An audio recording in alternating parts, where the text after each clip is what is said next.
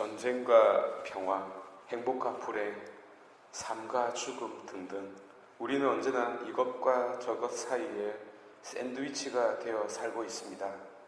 샌드위치 그러니까 먹고 싶네요. 오늘 말씀은 삶과 죽음의 갈림길이 펼쳐지는 삶의 자리를 묘사해 주고 있습니다. 자칫 한 발만 잘못 내디뎌도 운명이 결정나고 마는 그런 상황 말입니다. 그러나 말씀은 이 가운데에서도 어떤 원칙이 있음을 보여준다 하겠습니다.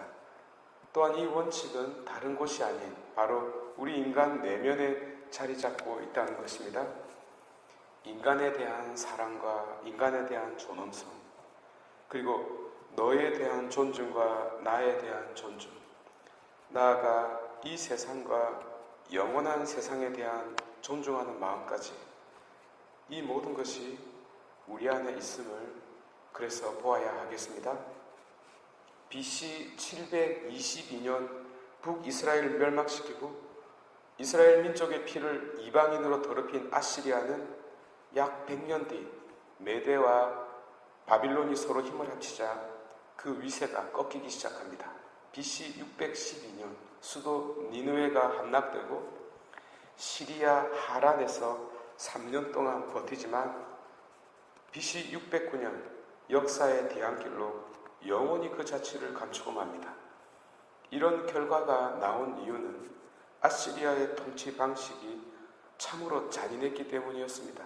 너무나 억압적으로 지배했기 때문에 많은 민족들은 항거하지 않을 수 없었던 것이죠. 때문에 결국 이 나라는 오래 갈 수 없었는데요. 이 막강한 나라의 종말을 예언한 책이 바로 나훔서입니다.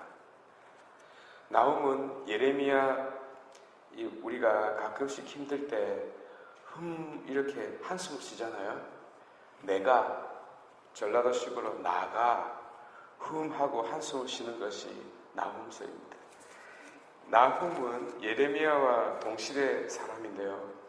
고향이 엘코스라는 것 외에는 알려진 것이 별로 없습니다. 그러나 그가 남유다에 관한 특별한 관심을 드러내고 있는 것으로 보아 남유다 성전 주변에 머문 예언자일 것으로 추정합니다.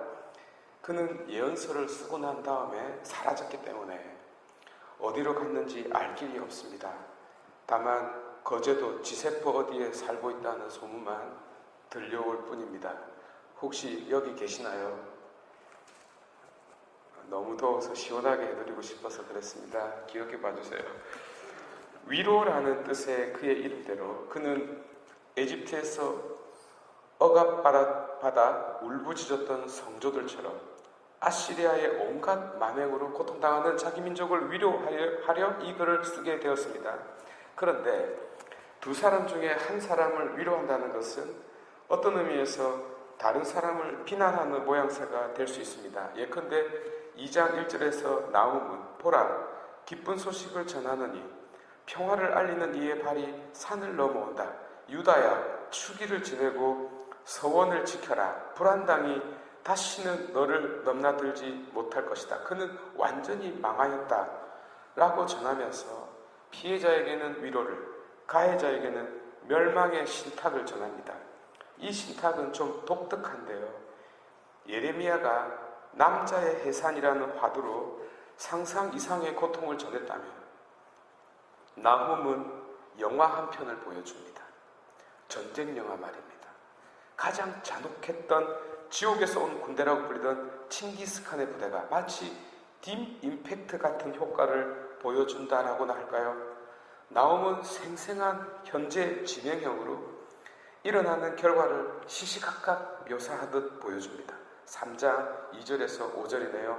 채찍 소리, 찰싹, 요란하게 굴러가는 바퀴 소리, 드그덕, 달려오는 말, 기어오르는 병거, 돌격하는 기병, 와, 번뜩이는 칼, 번뜩이는 창, 샥샥, 수없이 살해된 자들, 우와, 시체 더미, 끝이 없는 죽어, 사람들이 죽음에 걸려 비틀거린다. 결국 6절은 나는 너에게 똥물을 던지고 너를 욕보이며 구경거리가 되게 하리라. 라고 레알로 현장을 전합니다. 우리가 수고하는 사람들에게 인사할 때 욕보이소 그러잖아요. 나움도 똑같이 말해요. 그래서 그가 지세포 어딘가에 살고 있을 것이라 추측하고 있는 것입니다. 죄송합니다. 더워서. 어쨌든 직접적으로 이스라엘이 아닌 다른 나라에 대하여 예언을 한 것이 특별한데요. 이로써 나훔은 하느님께서 온 세계를 주관하시는 하느님이심을 전하고 있습니다. 하느님께서는 당신 백성만이 아니라 인간이라면 누구라도 보편적인 선한 마음을 지녀야 한다고 가르치고 있는 것이죠. 곧 포로가 된 자나 노예가 된 자 할 것 없이 그 누구라도 존엄성을 지니고 있으며 따라서 그 누구에게라도 존엄하게 대해야 함을 강조하고 있습니다. 그 존엄은 하느님 당신으로부터 비롯되며 그 원칙은 이미 우리 인간 안에 심어져 있다는 것입니다. 이것이 나훔이 한숨 쉬는 이유입니다. 하여 인권과 인간에 관한 보편적 도덕률은 벌써부터 선포되고 있었던 것이죠. 복음은 십자가를 지고 따르라는 굳센 결의를 표방하고 있습니다. 여러분, 우리나라 신부님들 중에 십자가를 짊어지고 그리스도를 따르는 분 한 분이라도 본 적이 있습니까? 저는 지금껏 단 한 번도 본 적이 없습니다. 그러나 미국에는 있습니다. 등에 십자가 문신을 한 신부님인데요. 그분이야말로 진정으로 그리스도를 따르는 분이라고 생각합니다. 죄송합니다. 더워서. 이 복음을 접할 때마다 우리는 가끔씩 아브라함의 이삭 희생 제사처럼 약간의 모순을 접하게 됩니다.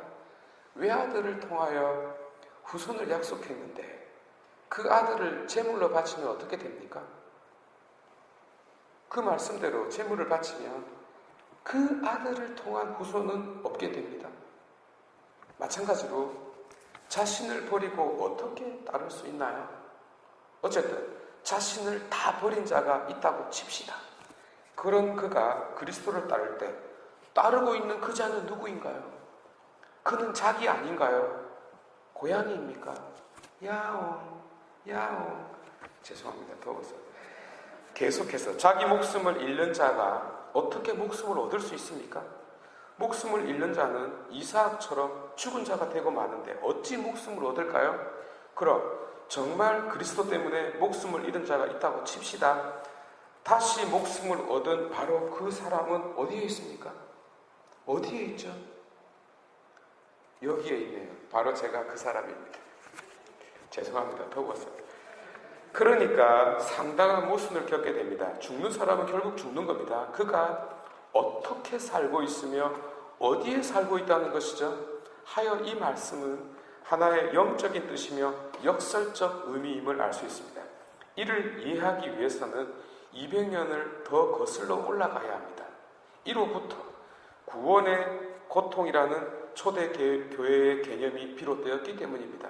이는 이사야서 53장에 고통받는 야훼의 종에 의해 영감을 받았습니다.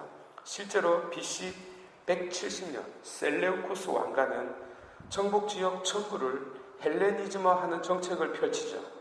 이는 유다인들에게는 종교적 탄압이 될 수밖에 없었는데 안티오쿠스 4세는 할례를 금지하고 안식일을 지키지 못하게 하고 성경, 모세오경이죠. 성경도 소지하지 못하게 했어요. 이를 어길 시 사형시켰습니다.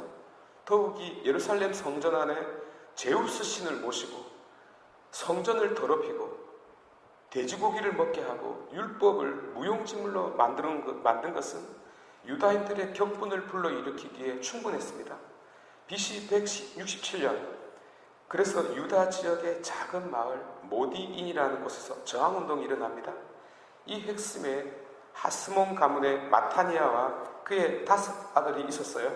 이 아들 중에 유다라는 아들이 지도자였습니다. 망치라는 뜻의 마카비가 그의 별명이었고요. 하여 그는 유다 마카비로 불렸고 그의 저항운동은 유다 마카비 혁명이라고 불리는 것입니다. 그 혁명이 바로 우리 동네 망치에서 비롯된 것입니다. 죄송합니다. 더워서. 당시 유다인들은 성전을 정화하고 신앙을 지키기 위해 많이 순교를 당했는데 사회 문서도 이러한 고문당함과 순교를 높이 칭찬하고 있습니다. 말하자면 세상을 구원하기 위해 우리 가운데 오신 그리스도 이전에 이미 박해를 당하고 순교를 당하는 이들은 신적이고 천사적인 메시아와 결합된다고 믿었던 것입니다. 이 믿음은 그대로 예수님과 초대교회 때 신앙으로 전해집니다. 이에 토하여 신앙을 위해 죽는 자는 하느님과 결합되고 혹은 메시아와 결합되는 자로서 불멸의 월계관을 쓰게 된다는 믿음을 가졌던 것입니다. 하여 예수님께서도 이를 그대로 받아들여서 오늘 이 말씀을 하신 것이옵니다. 곧 믿음을 위하여 죽는 자 죽지 않을 것이다. 육신적으로 죽을지언정 죽지 않을 것이다 는 점을 분명히 하고 있는 것입니다. 지세포 성도 여러분, 우리는 무엇보다 한 인간입니다. 바로 이 점에서 인간과 인권을 생각하는 자이어야 하겠습니다. 동시에 우리는 신앙인입니다.